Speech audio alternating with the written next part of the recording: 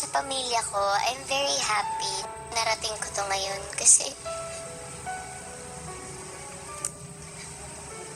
pinangarap ko to na matulungan ko kayo na magkaroon ng magandang buhay.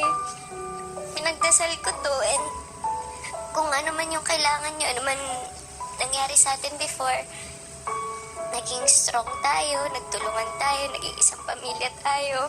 Naman tayo nangarap noon na, uy, pag nakapasok ako sa PBB, ito yung kakwentuhan ko. Pag nakapasok ako sa PBB, ayun, may 6,000 daw. Pag nanalo tayo, makakapagtapos tayo ng pag-aaral. So, hindi man ako nakatapos, at least kayo, mga pamangkin ko, okay na yun. Masaya na ako.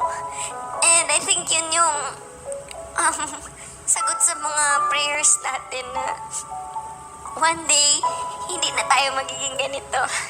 And natupad. And then, hindi naman yun matatapos dahil ang dreams naman is limitless. Forever na support is always there.